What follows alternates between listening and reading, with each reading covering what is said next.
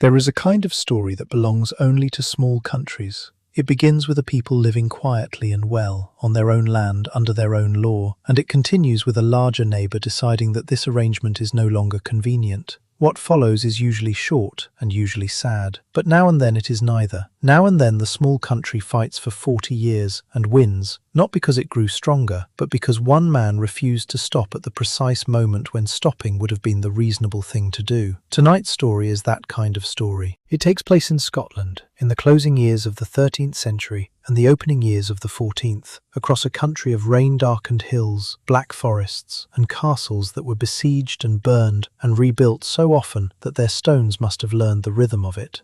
And it follows a man who was, at different points in a single lifetime, a traitor to his own cause, a murderer in a church, a fugitive hiding among the Western Islands with a handful of loyal men, and finally a king who won his nation's freedom in a battle so complete that the memory of it has shaped Scottish identity for 700 years and has not loosened its grip yet. His name was Robert de Bruce.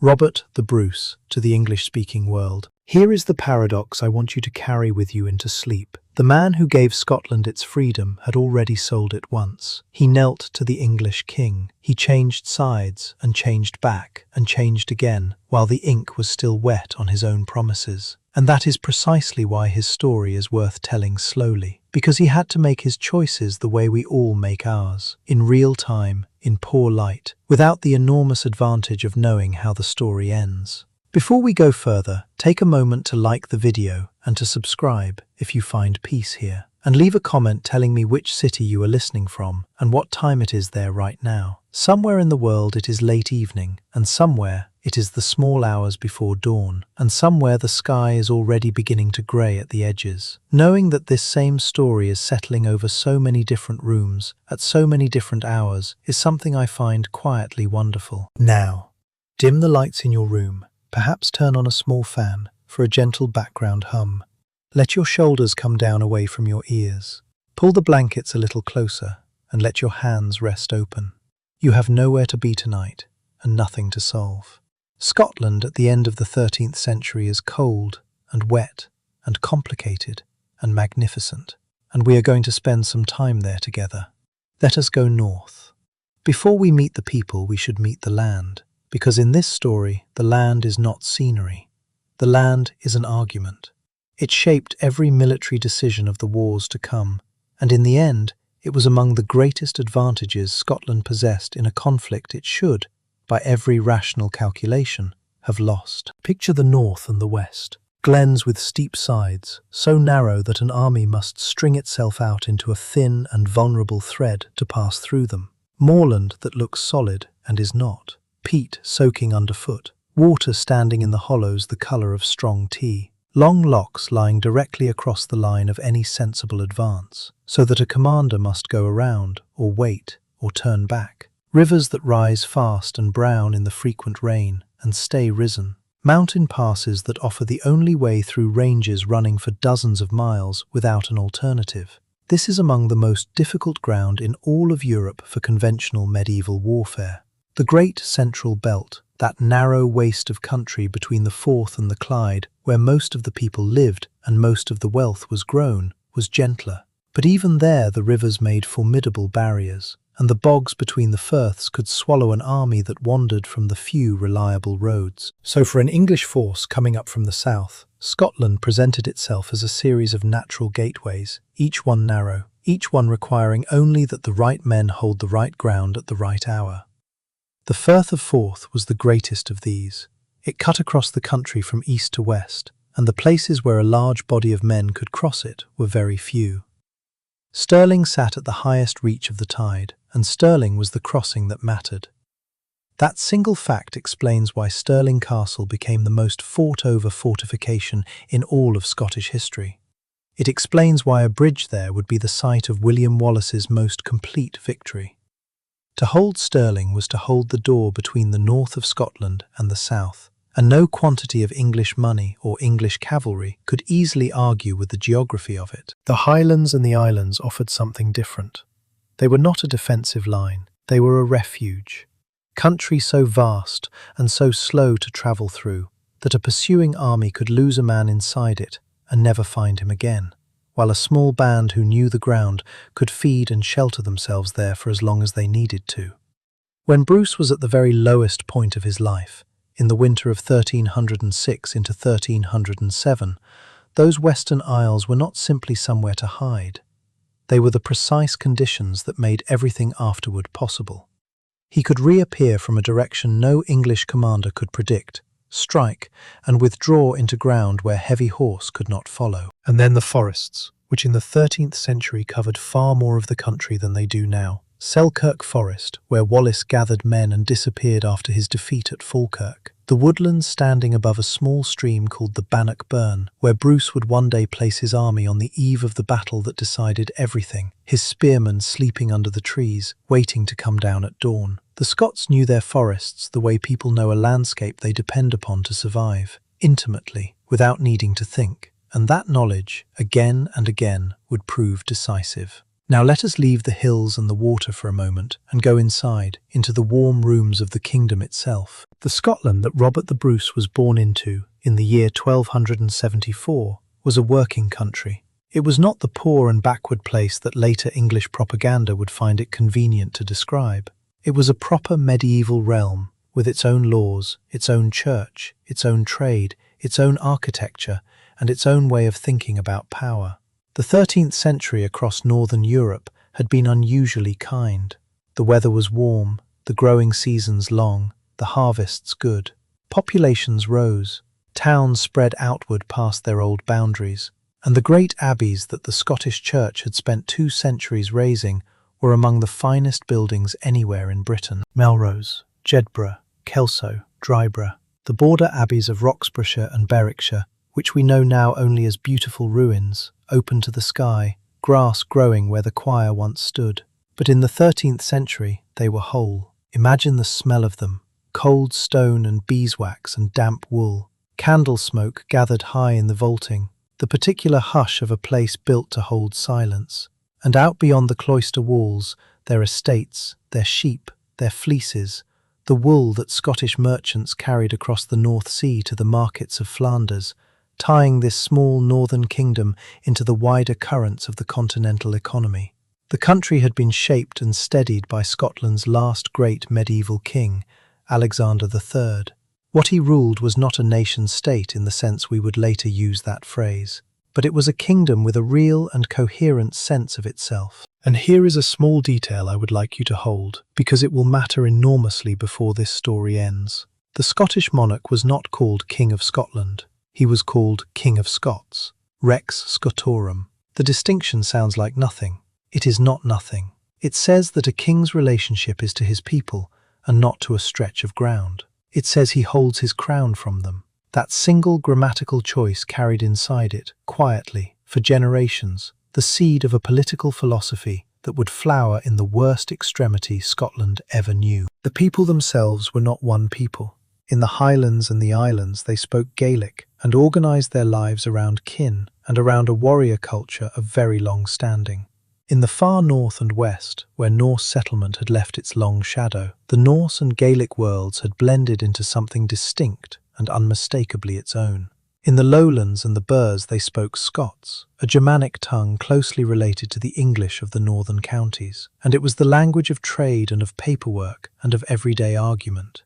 And at the very top of society, in the great halls, the aristocracy spoke Norman French, because the families who had come north with the Anglo-Norman tide of the 11th and 12th centuries still kept French as the language of their private world. The Bruce family were themselves a product of that tide. The name is Norman, taken from Brix, a village near Cherbourg. They had crossed to England with William the Conqueror in 1066 and come north into Scotland in the early 12th century, when David I invited Anglo-Norman lords into his kingdom to bring with them the sharp administrative habits that had made Norman rule in England so efficient. By Robert's day, the family had been Scottish for 5 or 6 generations. Their loyalties were Scottish, their friendships were Scottish, but they still held land in England as well, and that detail is not a footnote. It is the whole shape of the tragedy to come. All across this class, men held estates on both sides of the border, owed homage to 2 crowns, and had cousins and creditors and childhood friends in both kingdoms. When the war came, and men were expected to choose a side, they would find that the line ran directly through their own households. As for Alexander himself, he had been by any measure a good king, the kind of king that medieval writers held up as the model of the thing. He had beaten the Norsemen at Largs in 1263 and secured the Western Isles for the Scottish crown by the Treaty of Perth 3 years later, in 1266, completing the kingdom's shape. He had defended the independence of the Scottish Church against the reach of Canterbury with enough steadiness that Rome itself acknowledged it. And he had kept the peace with England, partly through skill and partly through the simple human advantage of being married into the English royal house. His first wife was Margaret, daughter of Henry III. That connection gave the relationship between the two kingdoms a personal warmth, and that warmth restrained, for a generation, the old English claims to overlordship that had a habit of surfacing whenever things turned cold. The country was prospering, the wool trade was healthy, the birds were growing, the great abbeys were still building. And then came a night in March. On the 18th of March in the year 1286, Alexander attended a council meeting in Edinburgh. When it ended, a storm was coming in hard off the sea. His advisers told him to stay. They told him to wait until morning. He was a man of 44, recently remarried to a young wife, Yolande de Dreux, who was waiting for him at Kinghorn across the water, and he did not want to wait. He took the ferry at Dalmeny. He rode on into the dark with the rain coming sideways and the wind taking the words out of men's mouths. The next morning they found his horse on the shore at Kinghorn and the king beneath it, dead. Whether he was thrown or the horse went down in the blackness, or they simply went over the edge together where the path runs close above the sea, is not established. The accounts are fragments. The place itself was not confidently identified until the 19th century. What is established is this. A king rode out into a storm when he might have stayed by the fire, and a piece of ordinary, random, terrible luck, no more meaningful than a loose stone in the dark, set in motion a chain of events that would consume his kingdom for the next 40 years. Alexander had outlived all 3 of the children of his first marriage. That is a hard sentence to say slowly, and it deserves to be said slowly. 3 children, buried by their father, one after another. His second marriage, to Yolande, had been arranged for one purpose only, which was to give the kingdom an heir before it was too late. And it very nearly worked. Yolande was pregnant when Alexander died.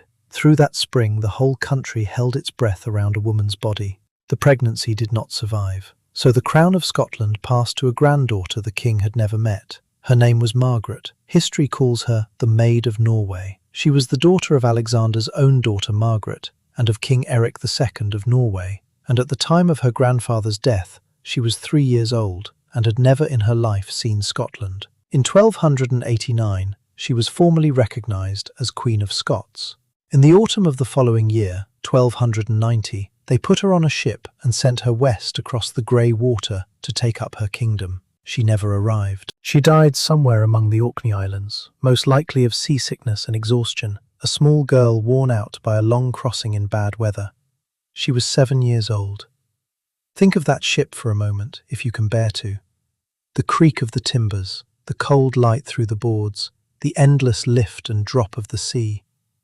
And a child, too tired to lift her head, being carried toward a country she would never see. Her death opened a hole at the centre of Scotland, and into that hole stepped Edward I of England. To understand everything that follows, you have to understand this man, because Robert the Bruce's achievement can only be measured against the size of what he was standing in front of. Edward Longshanks, the Hammer of the Scots, a title the Scots gave him bitterly, and which the English later picked up and wore as a compliment. He was genuinely tall, something near 6 feet and 2 inches, which in the 13th century made him loom over almost every room he entered. He was physically formidable and militarily experienced, tested on crusade and in the Welsh wars that had brought Wales permanently under English control. And he was legally sophisticated in a way that was unusual among kings, who, as a rule, preferred simpler instruments. That last quality is the frightening one.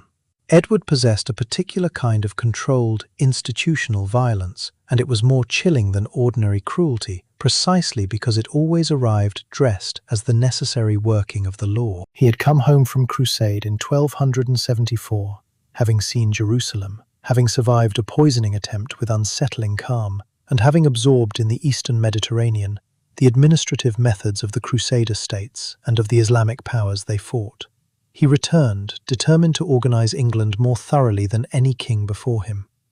The great statutes of the following 2 decades, Westminster, Gloucester, Winchester, Mortmain, made up the most comprehensive body of lawmaking in English history before the 19th century, reordering land tenure, criminal justice, military obligation, and church property in ways that held for hundreds of years.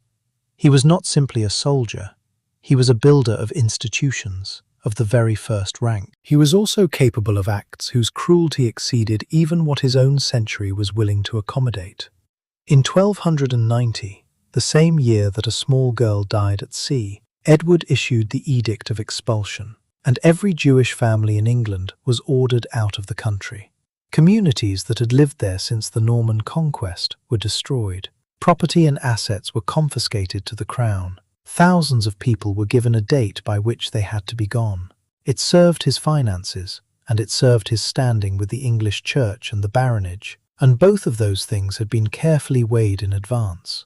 That is the essential thing to understand about him. Edward measured every action, including his cruelest, against a matrix of political usefulness. So what Scotland faced was not merely a powerful neighbour with an appetite for land. It faced a systematizer, a man who would use every legal mechanism, every precedent, every institution within reach to make his claim permanent, rather than simply winning a battle and watching the victory dissolve in the next generation. You can see it in the methods, demanding oaths of homage before he would arbitrate. Later, collecting the signatures of the Scottish nobility onto a single long roll of parchment, carrying the Stone of Destiny south to Westminster. None of these were military acts. They were institutional ones, designed to create legal and symbolic facts too awkward to reverse. This was the work of a man who understood that power sits most securely when it wears the face of legitimacy. You can see it in Wales too. His great ring of castles in the north, Conwy, Carnarvon, Harlech, Beaumaris, remains among the most impressive military architecture in medieval Europe. But their purpose was never only defensive. They were the physical machinery of English government, planted to make Welsh resistance logistically impossible by surrounding it. This was what he knew how to do, and when Scotland's succession crisis handed him an opening, he came north with exactly the same methods and exactly the same mind. The legal instrument was the arbitration of the succession itself, the contest that historians call the Great Cause. 13 claimants came forward for the empty throne, and their tangled genealogies produced precisely the kind of constitutional crisis that medieval politics, with its overlapping obligations and competing principles, was capable of producing at its very worst. 2 claims mattered. The first belonged to Robert de Bruce, 5th Lord of Annandale, the grandfather of our Robert, and it rested on his being 1 degree nearer the old royal line. The second belonged to John Balliol, and rested on strict primogeniture traced through the female line. The guardians who were holding the country together during the interregnum asked Edward to judge between them. He was the most powerful monarch nearby. He was Alexander's former brother-in-law. It seemed at the time a reasonable request. Edward accepted, and before he would begin, he required every single claimant to acknowledge him as Lord Paramount of Scotland, feudal superior of whichever man should become king. That was the whole game, conceded in a single sentence. And it does not appear that the men signing it fully understood what they had just given away. Edward chose John Balliol. The choice was legally defensible. Primogeniture through the female line was a sound principle, and the lawyers on all sides could see the shape of the argument. But it carried an additional advantage that Edward, being Edward, will certainly have weighed. It produced a king whose claim would forever be shadowed by the knowledge that he owed his throne to another man's decision, and who would therefore, in theory, be easier to manage than the older and more politically experienced Bruce. John was made King of Scots at Scone on the 30th of November in the year 1292, St. Andrew's Day. He was seated upon the Stone of Destiny, as the kings of Scots had been seated since a time beyond anyone's reckoning. There would have been the smell of cold earth and trampled grass, and the breath of the crowd showing in the November air, and the old words spoken over him in the old order. He was, technically, King of Scots. Edward began almost immediately to demonstrate what he understood his feudal superiority to mean in practice. He required that Scottish legal cases be appealed to English courts, treating Scotland's whole judicial system as a subordinate branch of his own. He summoned John personally to England to answer as a defendant in a case brought by one of John's own vassals, so that a crowned king was made to stand in a foreign courtroom in the posture of a man being sued. He demanded Scottish men and Scottish money for his wars in France, without the smallest interest in what Scotland thought about France. It was calibrated. Each humiliation was measured to sting without quite justifying open war, and it worked exactly as long as such things ever work. In the end, John and his Scottish council reached the limit of what they could bear. They renounced their fealty to Edward, and they concluded an alliance with France, the beginning of what would be called the Old Alliance, which would bind Scottish and French foreign policy together for the next 3 centuries. Edward's answer came in 1296, and it was immediate, organised, and total. He crossed the border and went first to Berwick. I want to slow down here, and I want you to stay comfortable. What happened at Berwick was terrible, and I am going to tell you about it quietly, because it does not need any help from me to be terrible. Berwick was the largest and richest trading town in Scotland. Flemish merchants had their own guild house there. Its wool went out to the continent, and its wealth came back. It was a place of counting houses and salt air and ships riding at anchor, and it was, by the standards of the age, poorly defended. Edward's forces killed something in the region of 7,000 or 8,000 people in that town. Not in the confusion of a storming, or not only that. It went on.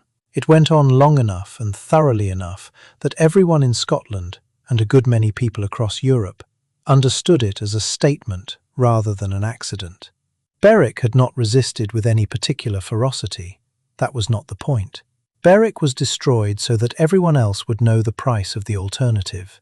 And then the tide came in over the harbour, as it always had, and the gulls came back, and the town stood emptied, and the war went on. At Dunbar, in April of that same year, the Scottish army was beaten in a short and not very dramatic engagement, and after Dunbar, John Balliol submitted. What Edward did to him next tells you more about the man than any battle does. He did not simply imprison him, he staged a formal ceremony of degradation.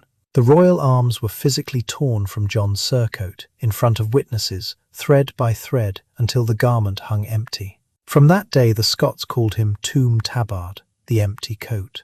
Then Edward took him south as a prisoner, and then he began removing the country's soul, piece by piece, the way you might dismantle a machine so that it cannot be reassembled. He took the Stone of Destiny from Scone and carried it to Westminster Abbey, where it was built into the coronation chair upon which English, and later British, monarchs would be crowned.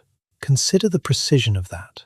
Not destroyed, not lost, placed underneath the seat of another kingdom's kings, so that every future English coronation would rest its whole weight upon it. He took the Black Rood of St. Margaret, Scotland's most sacred relic, a fragment of the true cross that had belonged to the sainted Queen herself, and sent it into England. He took hostages from among the nobility, and he required every significant landholder in Scotland to set his seal to a single enormous document, acknowledging Edward as their king. It was called the Ragman Roll, and it hung with so many wax seals along its length that it must have been heavy to lift.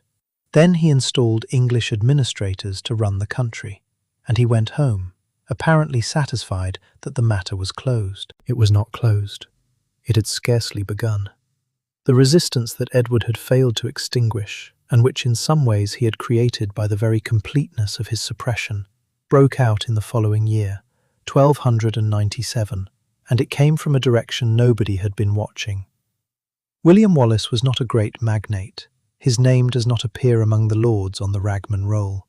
He was not one of those men whose estates on both sides of the border made the arithmetic of rebellions so agonizing. He was a lesser knight, possibly the son of a knight, from Elderslie in Renfrewshire, and almost nothing reliable is known of his life before the month of May in 1297, when he killed the English sheriff of Clydesdale, Sir William Heselrigg, at Lanark. Whether that killing was revenge for the sheriff's murder of Wallace's wife, which is the tradition preserved centuries later by the minstrel called Blind Harry, and which travelled down through the years into film, or whether it was a straightforwardly political act of rebellion, is not established and probably cannot be. What is established is what it started. Other men joined him, other garrisons were attacked, and within a handful of months, this obscure knight from Renfrewshire had become the most effective military leader the resistance had produced. The 11th of September, in the year 1297, at Stirling. The English army was commanded by John de Warenne, Earl of Surrey, and it had to get across the Forth. At Stirling the crossing was a wooden bridge, and that bridge was narrow. Only a few men could pass over it shoulder to shoulder at one time. An army crossing there does not move like an army. It becomes a slow thread, unspooling. Above the crossing rises Abbey Craig, a steep shoulder of rock looking down on the whole approach. Wallace and his fellow commander, Andrew Murray, held their spearmen there on the slope and did the hardest thing that soldiers are ever asked to do. They waited. Imagine the discipline in that. Men lying in wet grass with the river mist coming up off the water, watching the enemy come across 100 at a time, 400, 1,000, watching them form up on the near bank in the soft ground and not moving, not yet. The temptation to go early must have been almost physical. They waited until roughly half the English army was over, then they came down. The men who had crossed were cut off from any reinforcement, pinned between the Scottish spears and the water at their backs, and they were destroyed almost entirely. Among the dead was Hugh de Cressingham, Edward's treasurer in Scotland, a man loathed the length of the country for the thoroughness of his taxation. The careful sources say he fell in the fighting. The less careful ones say his skin was afterward cut into strips and taken away as keepsakes, and I leave that where it lies. The English who had not yet crossed retreated. Surrey did not stop retreating until Berwick. The garrison in Stirling Castle surrendered, and for a brief and extraordinary interval, Scotland was effectively free of English military control.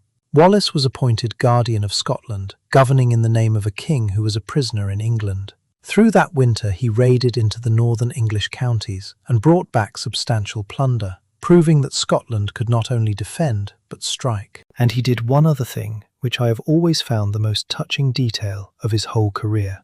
He wrote letters to the merchant cities of the Hanseatic League, to Lubeck and to Hamburg, informing them that Scotland was open for trade again. The letters are calm, administratively ordinary, the confident prose of a normal government going about its normal business. That was precisely the point he was making. Andrew Murray, who had been wounded at Stirling Bridge, died of those wounds in November. It is one of the quiet, great losses of the war. He was, on the evidence of that single battle, at least as capable as Wallace, and after his death, Wallace stood alone. The following summer, Edward came back from Flanders in person, bringing the full weight of the English military establishment and one particular advantage that had not been present at Stirling: Welsh longbowmen in very large numbers. They met at Falkirk on the 22nd of July in 1298. The Scottish formation was the schiltron, a tight ring of spearmen shoulder to shoulder, the long pikes projecting outward at every angle, a hedgehog of iron. Against a cavalry charge it was formidable, because horses will not run onto a wall of points, and if the men hold, the charge breaks. The men held. It did not matter. Edward kept his knights back. He simply moved his archers into range and had them shoot into the packed Scottish rings, and there is no defence against that. The schiltron's strength was its density, and its density made it a target that could hardly be missed. They stood there and were shot, arrow after arrow, falling in that dreadful, soft rhythm, minute after minute, until the formations began to come apart from the inside. And when the rings had thinned enough, Edward sent in the cavalry to finish the work. The Scottish horse had fled early. Why they fled is disputed to this day. Treachery, say some, cowardice, say others, and some say it was simple arithmetic, that Scottish light cavalry could not survive in the open against English knights, and that staying would have been suicide without accomplishing anything. Whatever the reason, without cavalry, the schiltrons were islands. They could not advance. They could not manoeuvre. They could only stand and be killed. Wallace resigned the guardianship after Falkirk. What he did in the 7 years that followed is largely obscure. He may have gone to France to seek diplomatic support. He was certainly in Scotland for periods. He seems to have carried out missions on Scotland's behalf. The record thins out, the way records do around men who have stopped being useful to the people who keep them. What is certain is that Edward never regarded him as a defeated rebel who had submitted, but as an active enemy still at large, and the hunt for him never stopped. In August of 1305, near Glasgow, he was betrayed by Sir John de Menteith, a Scottish knight in English service, and taken south to London. The trial was a formality. His defenders raised one genuinely unanswerable point. Wallace had never submitted to Edward. He had never sworn an oath of allegiance to him, and a man cannot break faith he never gave. Treason was, in the strictest legal sense, impossible for him to commit. The court dismissed the argument and convicted him anyway. The sentence was the most extreme that English law allowed, and it was carried out in full, in public, and at length. I will not walk you through the particulars tonight. It is enough to say that every available cruelty was used, deliberately and in order, and that when it was over, his body was divided and the pieces sent to the four corners of the kingdom, and his head was set upon London Bridge. The extremity of it tells you something. Conquered peoples are not treated this way. Men who lose battles and submit are not treated this way. This was the treatment reserved for someone whose continued existence, or whose memory, was judged a genuine danger to the political order. Edward was right to worry about the memory. He was simply wrong about how to handle it, because terror of that kind is meant to demonstrate the cost of resistance. What it demonstrated instead was that the cause was worth precisely that price. Wallace the man was one thing, and could be caught, and was. Wallace the martyr was another thing entirely, and no army in the world knows how to arrest an idea.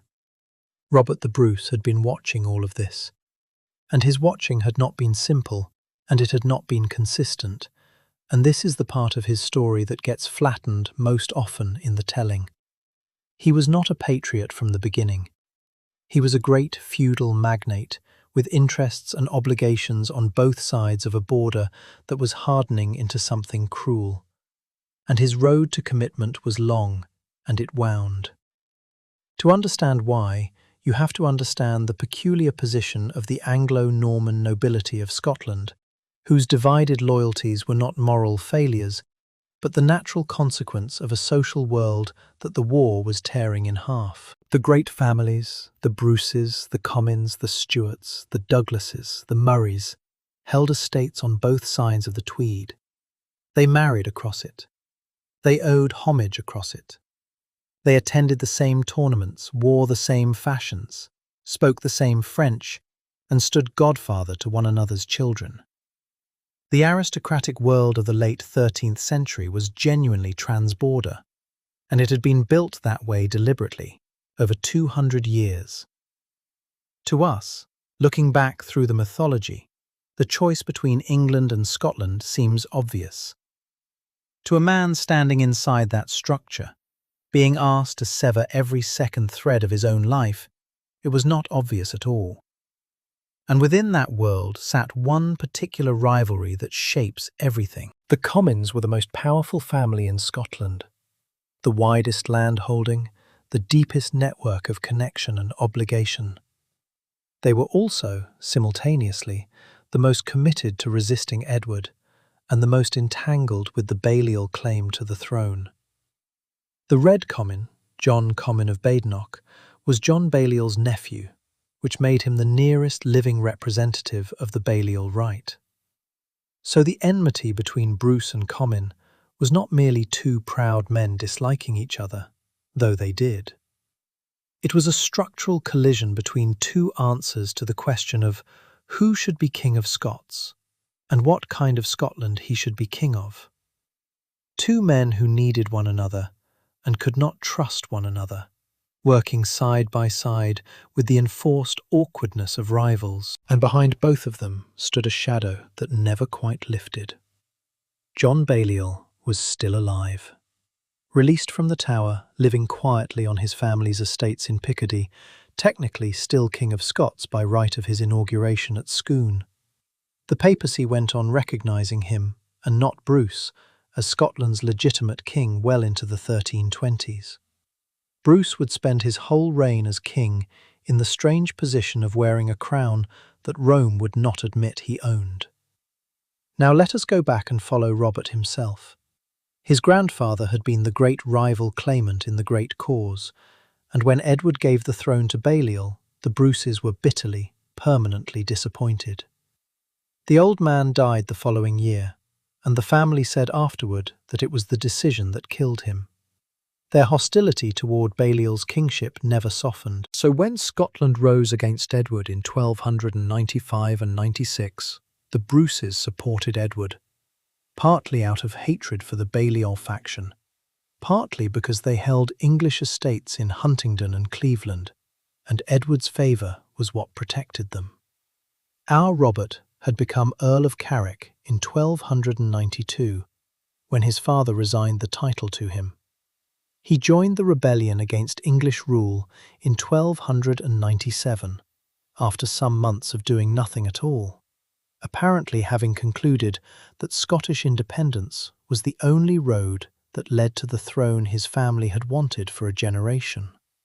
Read that sentence again, because I want to be honest with you about him. He came to the cause of Scottish freedom because it was the route to a crown. That was the beginning of it. He served as one of the guardians of Scotland after Wallace resigned, sharing the office with the Red Comyn, which cannot have been restful for either of them. Then, in 1302, the ground moved. France and England concluded the Peace of Paris, and Scotland's ally simply walked away from the table. The prospect of French support evaporated, the military position was deteriorating, and Bruce defected. He submitted to Edward and was received back into the king's peace. His precise reasoning is not recorded. He had lands to protect, the war looked lost, and he may have calculated, coldly, that submission was the only way to keep himself alive and positioned for a chance that had not yet come. I ask you to sit with that for a moment, because I think it is the most human thing in this entire story. The man who would come to embody Scotland's freedom had, at the age of 28, decided that freedom was not currently achievable and had gone home. He was not wrong about the odds, he was simply not finished. His father died in 1304, and with the old man went the last restraint. From that point, Robert appears to have stopped merely preserving his position and started planning to take the throne. He needed allies who could give him something Edward could not confiscate. He found them in the church. Bishop Robert Wishart of Glasgow and the Bishop-elect of St Andrews were the two most powerful churchmen in Scotland, and both had arrived independently at the same conclusion: that the only hope for Scottish independence was a strong Scottish king, and that no such king would ever be granted by England. Wishart in particular is a marvellous figure, a bishop who kept robes for coronations hidden away, and who once obtained timber from the English for repairing his cathedral and used it to build siege engines instead. And there remained one obstacle that could not be negotiated around: the Comyn problem. Whatever Robert intended to become, John Comyn of Badenoch stood directly in the path of it, holding the largest network of men and land in Scotland, and holding also the better claim in the eyes of everyone who had ever supported Balliol. The two men agreed to meet in the Church of the Greyfriars at Dumfries on the 10th of February in the year 1306. We do not know what they meant to discuss. A political arrangement, perhaps, some accommodation between the two claims. The sources contradict one another and always have.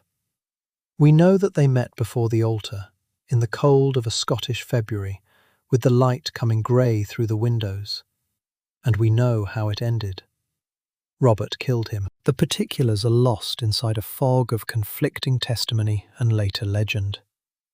One account has Robert striking him down at the altar itself. Another says the first blow was Robert's and the finishing was done by his companions. The poet Barber, writing later, gives us the version that has stayed in the Scottish memory, in which Robert comes stumbling out of the church, shaken, and says that he doubts he has slain the Comyn, and Roger de Kirkpatrick answers that he will make sure, and goes back inside. I mac sicca, I will make sure. What is not disputed is the essential fact. John Comyn of Badenoch died in a church, before an altar, at the hands of Robert de Bruce and his men.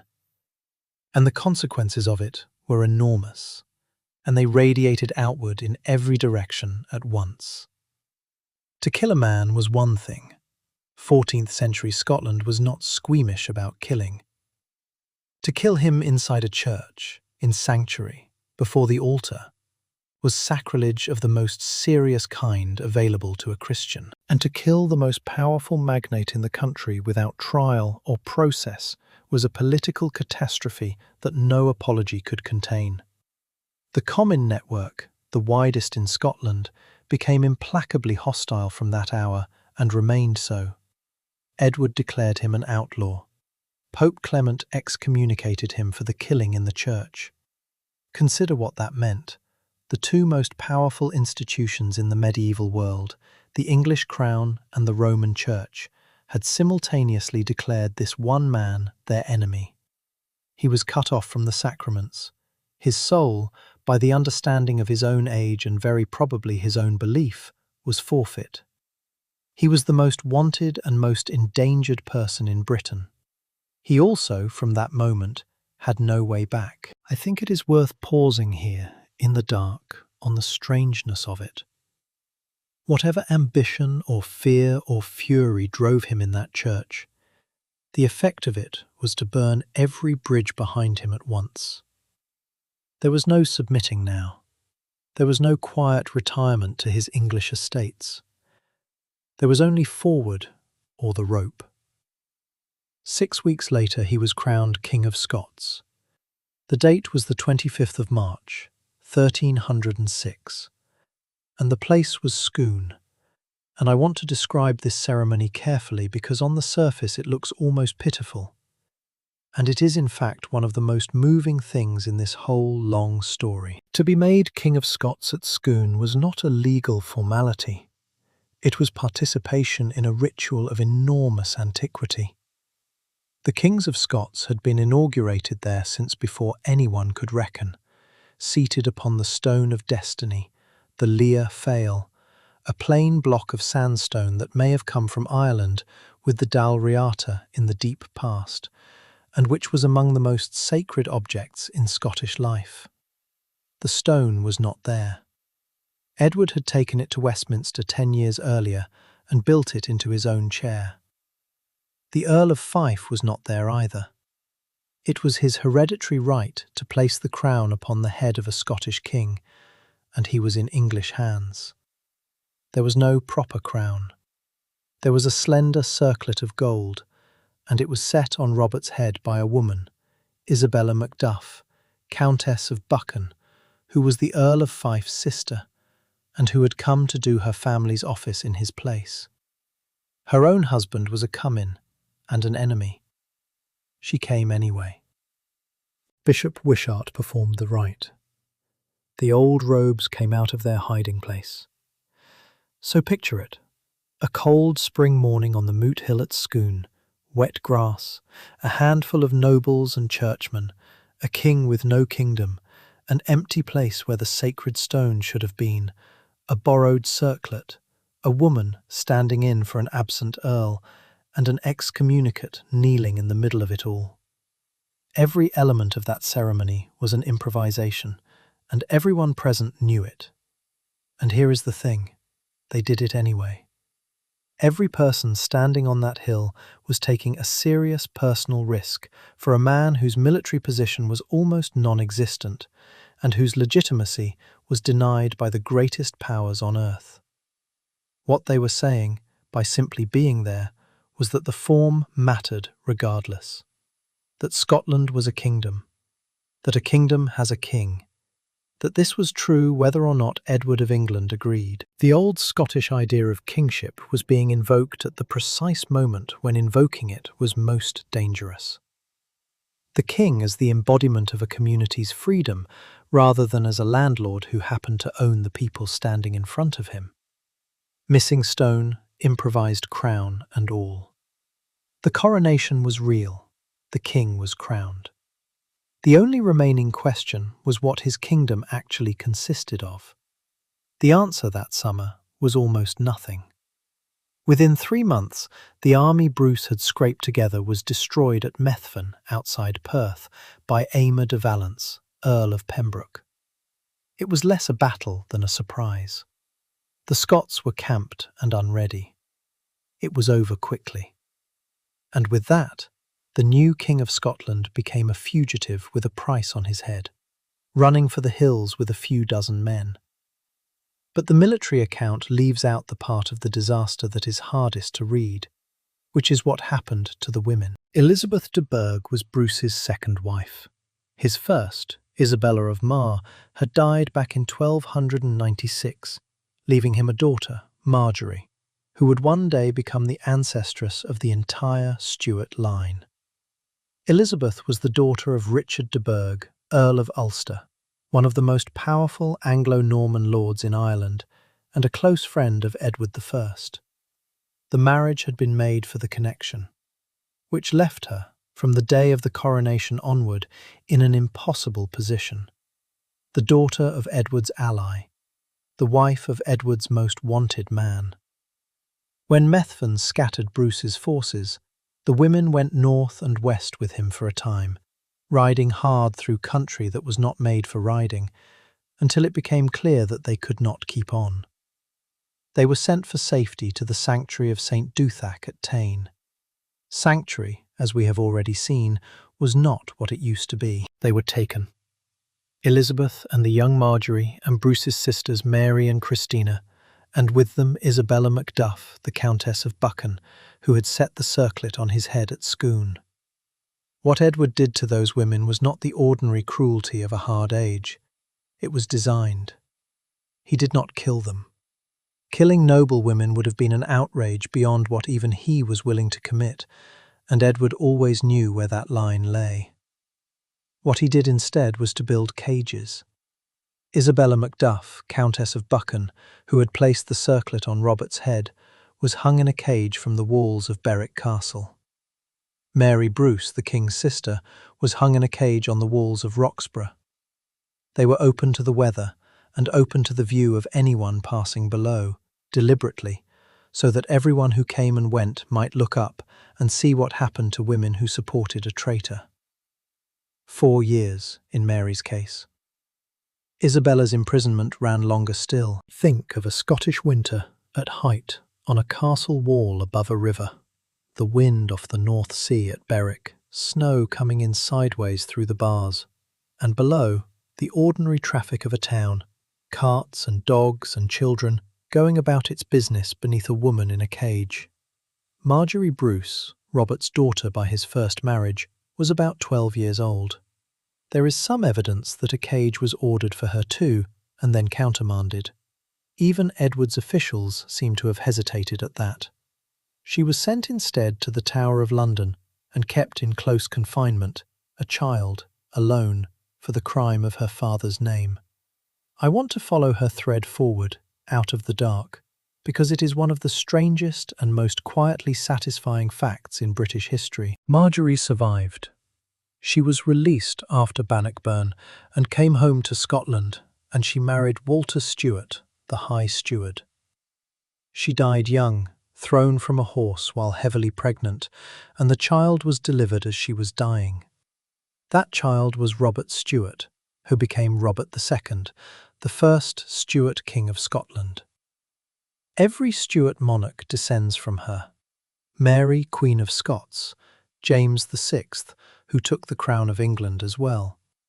The entire dynasty that would eventually rule both kingdoms flows out of a girl who spent her childhood in the Tower for being Robert the Bruce's daughter. Elizabeth de Burgh was held in comfortable confinement, protected by her father's standing, moved from manor to manor in England. She was a prisoner for 8 years all the same. She was never a political actor in the surviving records, and probably never had the chance to be, but consider the strength involved in enduring it. She was released after Bannockburn in an exchange of prisoners, at about the age of 34, and went on to give Robert the son he needed, David, who would become king after him. The women around Bruce were not scenery in this story. They were participants and casualties, and eventually survivors of the same long struggle. 8 years in an English prison was as real a contribution to the eventual victory as anything won on any field. Now back to the man himself, in the autumn of 1306, with everything gone. After Methven, he fled west into Argyll, and there at Dalryke he was beaten again, this time by the MacDougals, whose lord was kin to the murdered Comyn, and who wanted him dead as a matter of family. 3 of his brothers, Nigel and Thomas and Alexander, were caught and executed. Key supporters were hanged. The captured were killed or caged. He spent that winter somewhere in the Western Isles, or possibly in Ireland. The sources genuinely do not know, and there is something appropriate in that. A king who at this point had become so small that history briefly lost sight of him. Take the glamour out of the word fugitive. He was cold, he was wet, he was hunted by 2 kingdoms. He was excommunicate, cut off from the sacraments and, as he understood it, from God. His wife and daughter and sisters were in enemy hands. His brothers were dead. His crown was a legal fiction that no acre of Scotland acknowledged on the ground. He had perhaps a few dozen men, and the sea, and the rain. This is the winter that produced the spider. You know the story. Bruce lying in a cave, past the end of his own hope, watching a spider trying to throw its thread across a gap. It fails. It fails again. 6 times it fails, and on the 7th it holds.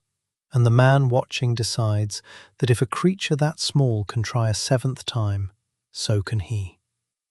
The tale first appears in writing considerably later, and it is probably not literally true. But I have never much minded that. It is emotionally true about the situation it describes, which is why Scottish children have been told it for 700 years and show no sign of stopping. Whatever happened in that cave, or on whatever cold shore he actually spent those months, something in him did not break. What we know with certainty is that he came back. In February of 1307, he crossed to the mainland and landed in his own earldom of Carrick, and he began a campaign that was calibrated, deliberate, and utterly different from anything he had tried before. He did not seek battle. Methven and Dalry had taught him exactly what happened when he sought battle without the force to win it, and he had paid the tuition in brothers. Instead, he moved fast. He struck where he had local superiority and vanished before help could arrive. He went after supply lines and isolated garrisons rather than field armies. And when he took a castle, he did not keep it. He pulled it down and burned it. That last decision is the mark of real strategic intelligence, and it cost him something to make. These were fortifications, valuable, defensible, prestigious, but a small force cannot hold walls against a determined enemy, and a castle that has been destroyed can never be taken back and used against you. So down they came, one after another, across the years. He was systematically demolishing the physical infrastructure of the occupation, and accepting that his kingdom would be poorer in stone for it. At Glentrool, in April of 1307, he ambushed an English force in difficult hill country. By any objective measure it was a skirmish, but it was the first success since the coronation, and news of it went out across Scotland like warmth into cold hands. The following month at Loudon Hill came the first real pitched victory. He chose his ground with the same logic that had made Stirling Bridge work, a place where the fighting front narrowed and cavalry could not spread. Then he improved on nature, digging ditches inward from either side to squeeze the approach still further, so that Aymer de Valence's horsemen had to come at him in a narrow crowd, directly onto the spears. They could not break the schiltrons. He won. Before we follow what came next, I want to spend a little time with the men who made it possible, because the traditional telling puts a king at the centre of a story that was actually won by a handful of extraordinary subordinates. Sir James Douglas. The Black Douglas, so called partly for his dark colouring and partly for what the sound of his name eventually did to the villages of northern England. He was perhaps the finest soldier of the entire war. His father, Sir William Douglas, had been imprisoned in the Tower after the conquest of 1296 and had died there. So his resistance was never a matter of political theory. The English had killed his father and taken his family's land, and he wanted it back, and he wanted them to be sorry. He came to Bruce in 1306, among the very first, when joining was close to a suicide note, and he never wavered afterward through 23 years. Douglas suited the new strategy perfectly. He was fast and aggressive, and instinctively understood terror as a military instrument. Not the crude terror of massacre which manufactures enemies and must be endlessly renewed, but the more precise terror of appearing where you were not expected and being gone before anyone could respond. His raids into the northern counties became models of what light Scottish cavalry could do to a heavier opponent. Strike suddenly, burn what hurts most, withdraw before the response arrives. The north of England began paying him tribute, simply to avoid being burned. It was, in plain terms, protection money, extracted by the Scottish state through its most feared commander, and the sums were substantial enough to help finance the war itself. Northumberland and Durham were, for years, quietly funding the independence of Scotland. Thomas Randolph, Earl of Moray, was another kind of man entirely. Where Douglas was a blade, Randolph was an instrument with more settings.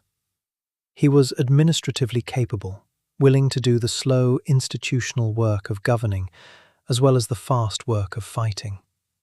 He was Bruce's nephew, which gave the relationship a family warmth, and he would serve as guardian of Scotland during the minority of Bruce's son, carrying competent leadership into the next generation.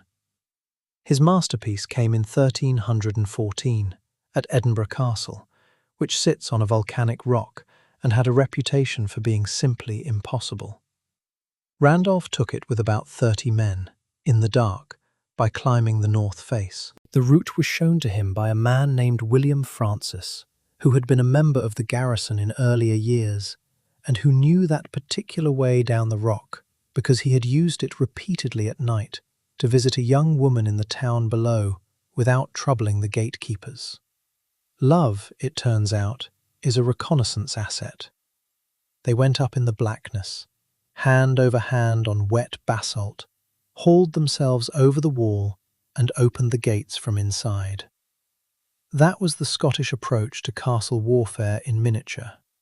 Not the slow, methodical siege that conventional practice demanded, with its engines and its months and its dysentery, but the sudden midnight escalade that makes a defender's numbers irrelevant, because numbers do not help you if the enemy is already inside and it is 3 in the morning. And then there was Edward Bruce, the king's surviving brother, the most complicated of them all. Brave to the point of recklessness, capable of astonishing personal courage, and possessed of political judgment that was consistently, reliably, worse than his military talent. It was Edward's rash bargain over Stirling Castle that would force the great battle nobody had planned. It was Edward who would later take an army to Ireland, be crowned High King by some of the Irish lords, and conduct a campaign so destructive that it left the country worse off than English rule had, before dying at Faughart in 1318. Magnificent courage, in service of a strategic vision that was never quite as sound as the courage was real. These were the men. And in July of 1307, the ground shifted beneath all of them. Edward I was coming north again. He meant to lead the campaign against Bruce himself in person, as he had done everything else in his life. He was 68 years old and had been seriously ill for months, and his physicians and his council had told him what physicians and councils always told him, and he had ignored them. He got as far as Berg by Sands, on the Solway marshes just north of Carlisle, within sight of Scotland across the water. And there he died. Picture that, for a moment, in the flat grey light of the estuary, the tide going out over miles of shining mud, seabirds, the low green line of the country he had spent his last decade trying to swallow, close enough to see, and no closer. The throne passed to his son, Edward II, who was in nearly every respect that mattered for this war the opposite of his father. Where the old king had been methodical, capable and relentless, the new one was vain, easily diverted, far more interested in his personal favourites than in the government of his kingdom, and unable to command the respect of the English baronage that his father had held through sheer force of will and proven competence. The great English nobles, who had been formidable adversaries under the father, became consumed by the domestic politics of the son's court. Scotland stopped being their first concern. Bruce used the following 7 years with extraordinary efficiency. He worked through the castles and garrisons still in English hands, one at a time, taking them by surprise and stealth rather than siege, and burning them as he went. He turned on his domestic enemies in the north and broke the Comyn power for good, at Inverurie in 1308 and at the Pass of Brander in 1309, methodically eliminating the Scottish lords who had stayed loyal to England or to the Balliol claim. The campaign in the northeast was harsh. They called it the harrying of Buchan, and the Comyn lands were laid waste so thoroughly that people were still speaking of it generations later. And he held parliaments. That detail matters as much as any of the burning. He gathered assemblies of his supporters and gave his kingship an institutional shape, so that it rested on something more durable than the personal loyalty of men with swords. By 1314, 8 years after that improvised morning at Scone, his position was strong enough that only one great castle in Scotland remained in English hands. Stirling. Of course it was Stirling. The door between the north and the south, the crossing that mattered, the rock that every century in Scottish history seems to circle back to. The siege had been running since 1313, and it was being conducted by Edward Bruce, the king's brother, a man of tremendous energy and rather less strategic sense. And sieges are tedious. They are cold and slow, and they make men want to be somewhere else. So, when the castle's English governor, Sir Philip Mowbray, came out to talk, Edward Bruce listened. Mowbray offered a bargain of the sort that appealed enormously to the chivalric imagination. If no English army came to relieve the castle by Midsummer's Day, the 24th of June, 1314, he would hand it over. A year's grace, a gentleman's agreement. Everyone goes home with their honour intact. Edward Bruce accepted. His brother, when he heard, was furious, and he was right to be. Understand what had just been given away. For 7 years Robert had built everything on one principle, which was never, under any circumstances, to fight the full English military establishment in open battle. That refusal was the entire strategy, and his brother had just committed both kingdoms to precisely that, on a fixed date, at a fixed place, for a prize that England could not ignore without public humiliation.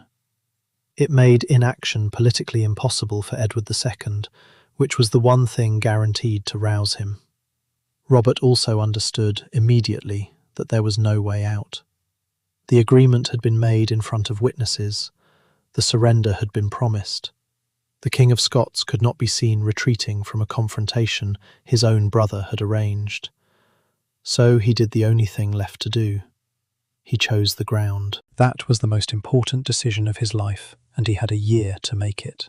He spent that year walking the country south of Stirling, the way a man walks a room he intends to fight in. The English would have to come up the old road from the south, and the road crossed a small stream called the Bannock Burn, and beyond it lay the Carse, flat ground between the burn and the river, soft, wet, threaded with tidal channels that filled and emptied twice a day. Good ground for infantry who knew it, very bad ground for heavy horse. Above it, on firmer land, stood the woods of the new park, and there he placed his army. He dug pits along the approaches and covered them over. He drilled his spearmen through the winter, and here is the crucial thing. He trained them to do something Chilterns had never done, not to stand and receive, to advance. Falkirk had shown him what happened to a formation that stood still and let itself be shot. His would move. The army Edward II brought north was formidable. Something like 2,000 heavy cavalry and perhaps 15 to 20,000 foot, the largest force assembled against Scotland since his father's day. Bruce had perhaps 6,000 or 7,000 men, almost all spearmen, with a small body of light horse that would not have been recognised as cavalry by anyone on the other side. Every rational assessment favoured England, every single one. The armies came together on the 23rd of June, and the first day produced two incidents that decided the temperature of everything that followed. The first is the one every Scottish child knows. The English vanguard was coming up, and Robert was riding along the front of his own line, on a small palfrey, wearing a gold circlet on his helm so his men could see him, carrying nothing but an axe. He was not dressed for battle, he was inspecting. A young English knight named Sir Henry de Bohun saw him, recognised the circlet, and understood that the entire war was standing in front of him, unarmoured, on a pony. He lowered his lance and charged. I want you to hold that image, because it is one of the great frozen moments of medieval history. A knight in full plate on a destrier, coming at the gallop across open ground, 1,000 pounds of horse and man and steel. And a king on a small horse, alone, in front of both armies, with everything that 10 years of suffering had built resting on the next 4 seconds.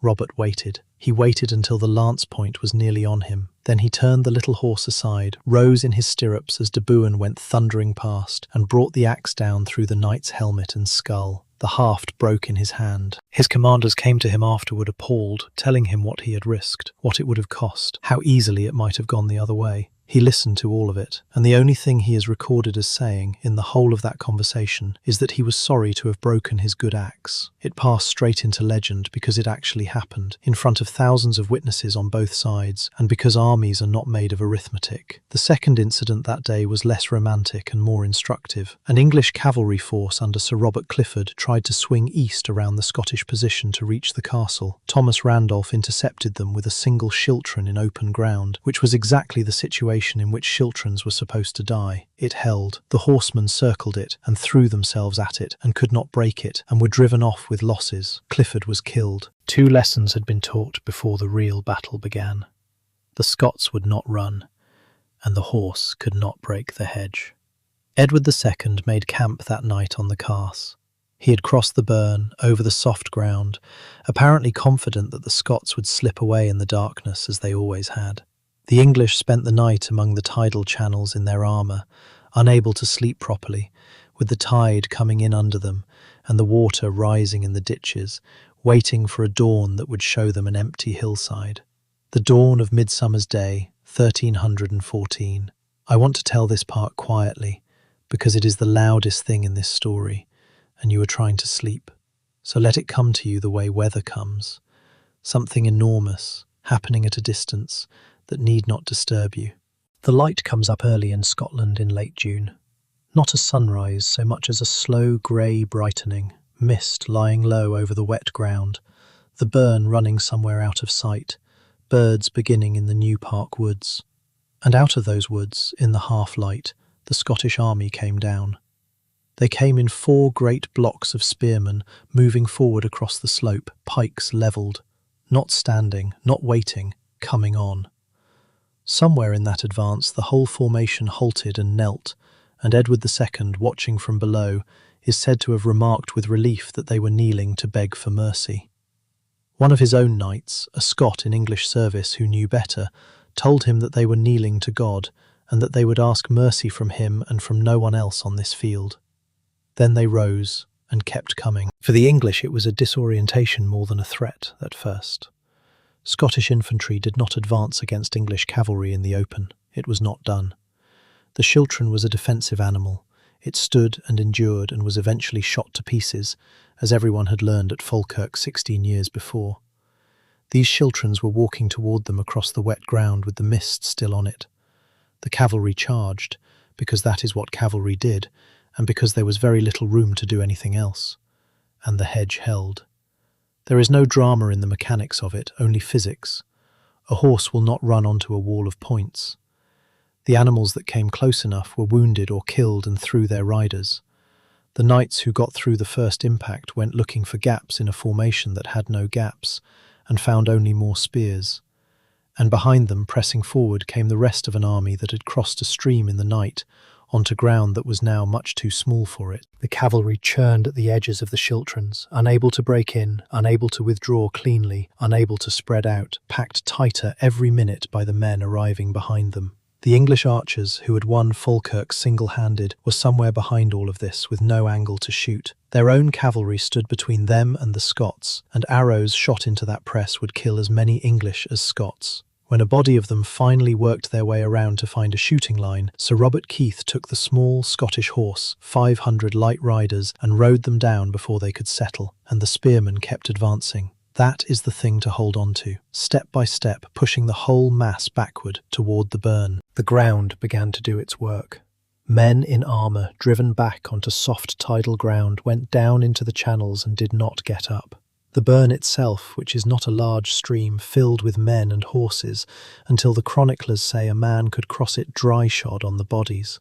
Then came the moment that turned it, and it is almost comically undramatic. Behind the Scottish position rises a low hill, called ever afterward the Gillies Hill, and on it stood the camp followers, the servants, the boys, the drivers, the people who hold the baggage of any medieval army.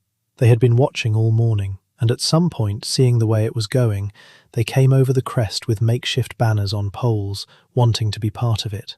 The English looked up at that ridge and saw a fresh Scottish army arriving, and they broke. That is how one of the most consequential battles in British history was decided, not by a stratagem, but by the ordinary human machinery of exhaustion and fear, which was always the truest weapon on any medieval field. A tired army that has been going backward for hours needs only one reason to stop believing, and it had just been handed one by a crowd of stable boys. The rout was total, and it was very fast. Edward II was pulled from the field by his own household knights, who understood better than he did what his capture would mean. He rode for Stirling Castle and was refused entry, then rode for Dunbar, 60 miles east, with Douglas hunting him the whole way, and got out of Scotland by ship. The English dead numbered many thousands. The precise figure is disputed, and always will be.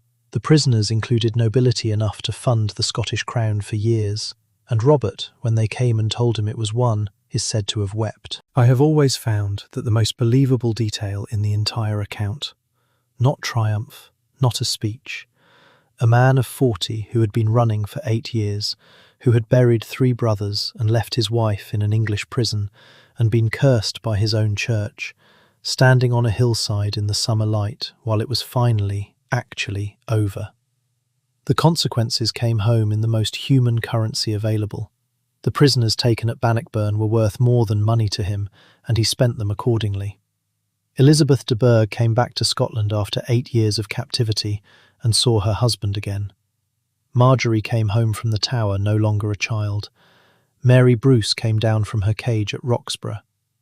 Bishop Wishart, who had crowned him at Scone and had gone blind in an English prison in the years since, came home too, and was led back into Glasgow by men who had to describe his own cathedral to him. And Isabella Macduff, Countess of Buchan, who had put the circlet on his head when it was the most dangerous act in Britain, disappears from the record around this time. She may have been released, she may have died in confinement or in a convent afterward. History does not tell us, and I find I mind that very much. Bannockburn did not end the war, but it ended the question of whether Scotland could be conquered. Edward II, humiliated and furious, refused to recognise a thing, not Bruce's kingship, not Scotland's independence, not the plain evidence of what had happened on the Carse. The formal acknowledgement of what the battlefield had already settled would take another 14 years, but something had changed permanently. After 1314, no English army came north in force for a generation, so Bruce went south. His strategy after Bannockburn was simple, patient, and quite cold.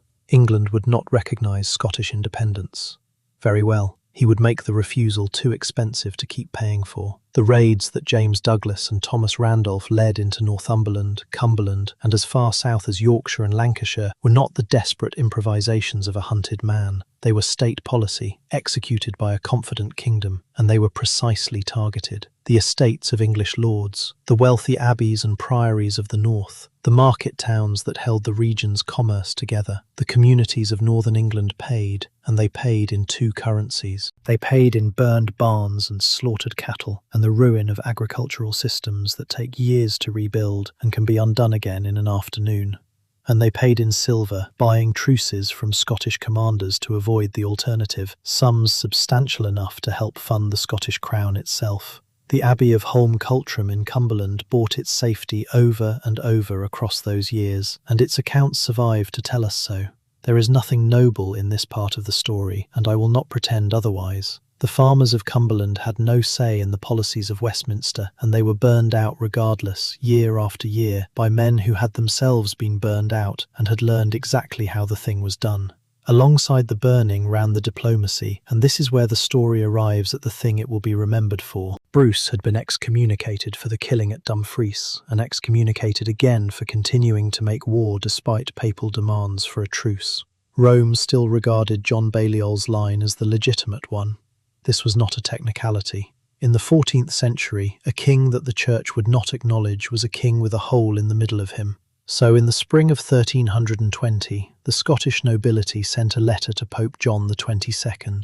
It was sealed at Arbroath Abbey on the 6th of April, and it was composed almost certainly by Bernard de Linton, Abbot of Arbroath and Chancellor of Scotland, a man of real Latin learning who managed something rare, which is to write a diplomatic document that is also literature.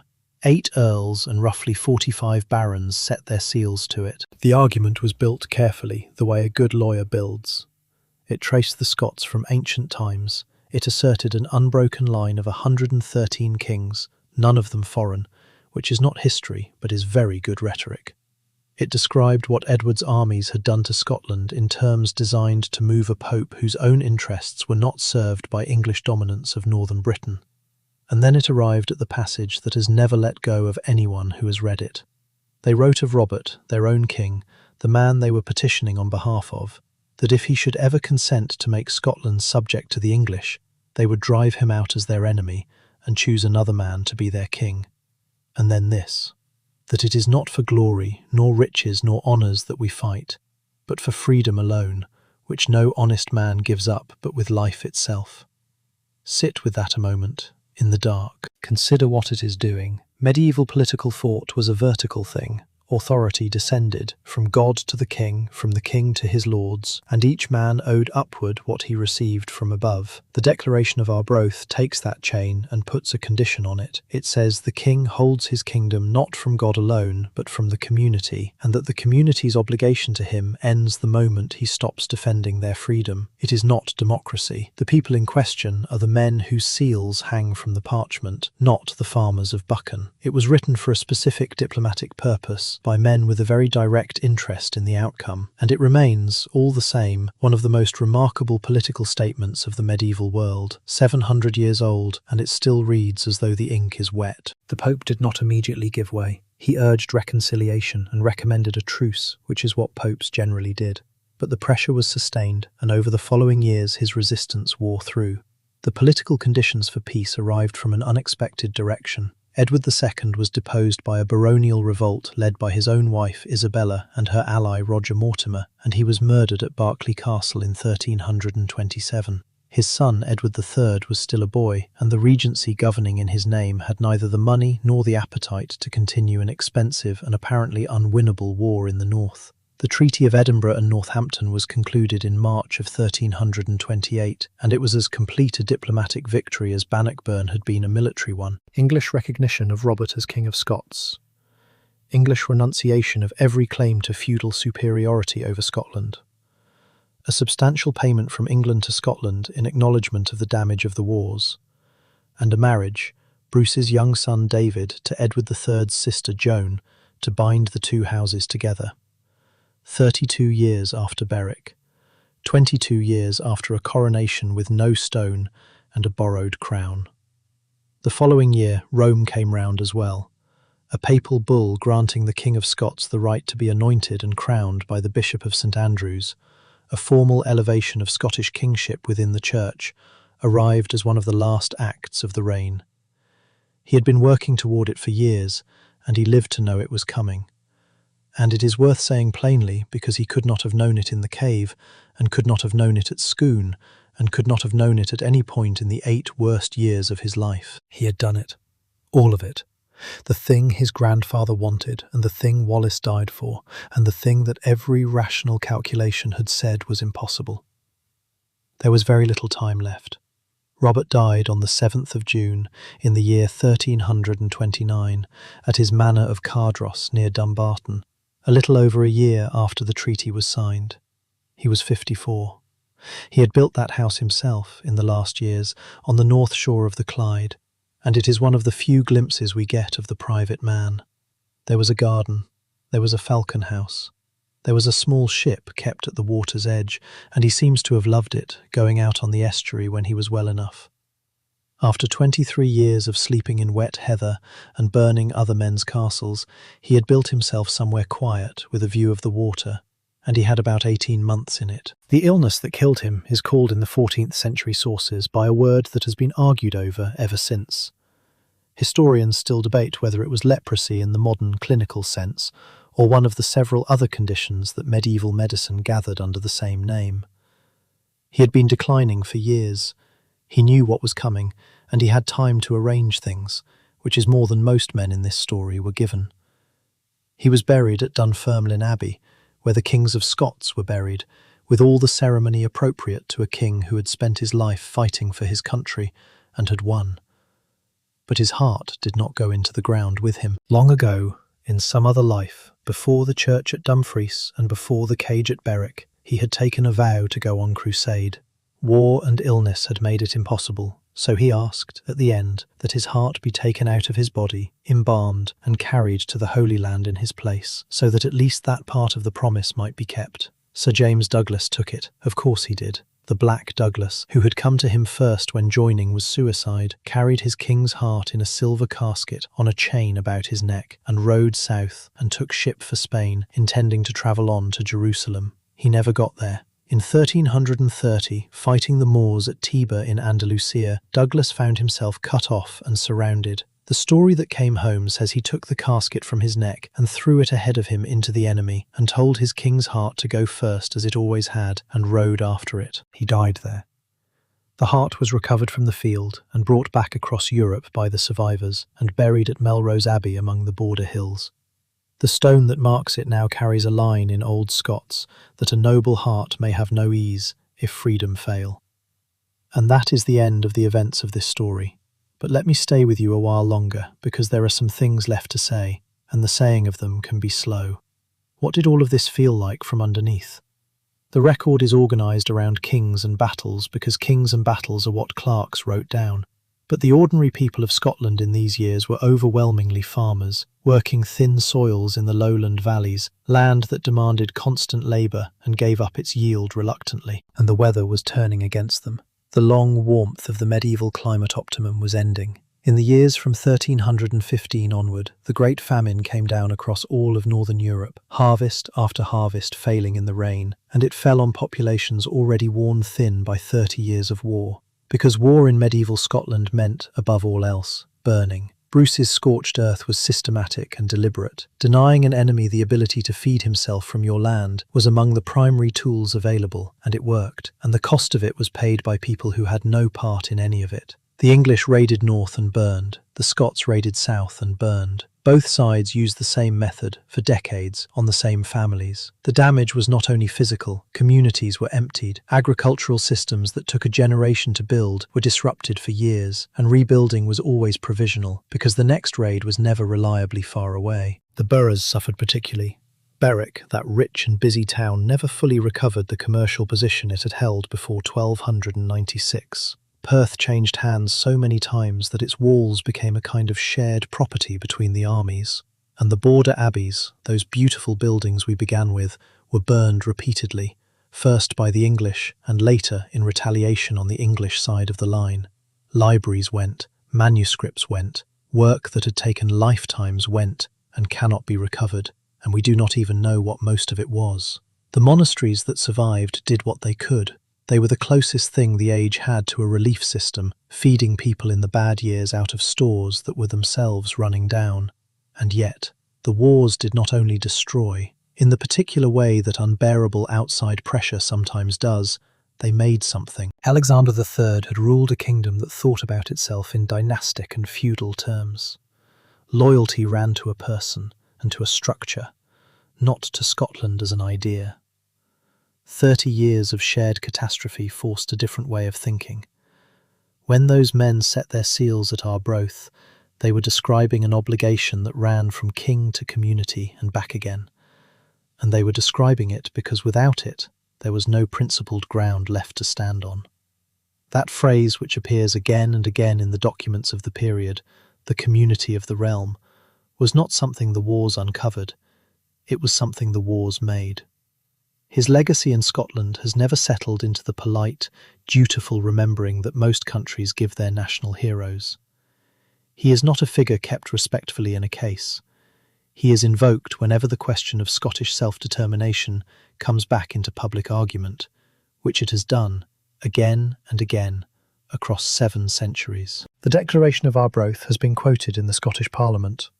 Its parchment sits in the National Records in Edinburgh, fragile, the wax seals still hanging from it, brought out for public view only rarely.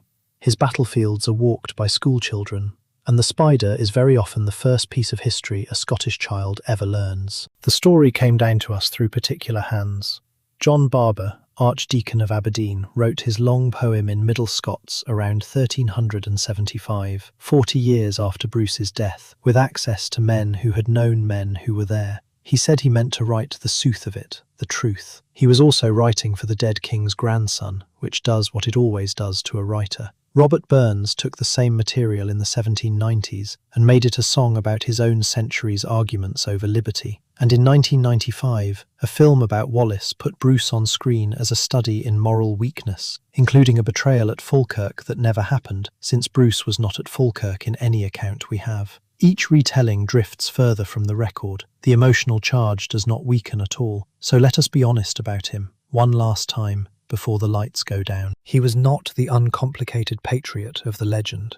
He changed sides more than once before he committed himself. He killed a man before an altar. He burned the country he was liberating deliberately as policy. He sent his commanders to devastate English farming villages whose people had no say in anything Westminster did. He was a medieval magnate pursuing his own interests, in a war where those interests eventually came to overlap with his country's freedom, and the overlap was never quite clean. And yet, he went back when going back was suicide. He spent a winter hunted in the islands off his own coast with a price on his head. He watched 3 brothers executed and his wife and daughter and sisters taken, and one of them hung in a cage on a wall for 4 years because she had crowned him. He fought for 23 years against odds that every reasonable man told him could not be beaten, and he beat them. And he kept the loyalty of men like Douglas and Randolph through years when there was nothing at all to be loyal to except him. I think that is what makes this story different from the other great ones. The hero of it was not born to the part. Leonidas went to the pass having consulted an oracle that told him what was required. Alexander was being prepared for conquest before he could read. Joan of Arc heard voices. Bruce had no sanction of any kind. He had a claim and an ambition and a family grudge, and he made a series of self-interested decisions that eventually trapped him in a position where the only road out was to become something he had never previously been. And that, I think, is the real reason the spider has lasted. Because the spider is not gifted, the spider is not destined. The seventh attempt is not different in any way from the first six. What changed was not the creature. What changed was only the accumulation of attempts until the thread happened to hold. Sometimes persistence is the only strategy left, and sometimes persistence, carried far enough, quietly alters the terms of the problem. He persisted. Scotland persisted alongside him. The terms changed. The night has settled around you now, and the story has come to its end. The things he won are still there, the parchment in its archive, the Latin still legible for those who can read it. Freedom alone, which no honest man gives up but with life itself. The Scottish hills are dark tonight, the burns are running, as they always run in that country, which is frequently and with enthusiasm. Stirling Castle stands lit above the Carse. Bannockburn is quiet, and has been for a very long time. And at Melrose, among the border hills, there is a ruin open to the sky, and beneath it the heart of a king. A man who fought for 23 years and won, and then sent his heart onward to a war he never got to join, because he believed that even a heart has obligations it has not yet discharged. The history will still be there in the morning. But not now. Now, let your breathing slow, let your shoulders soften, let the hills be dark and the water run. The spider is on the wall, the web is holding. Sleep well, and sweet dreams.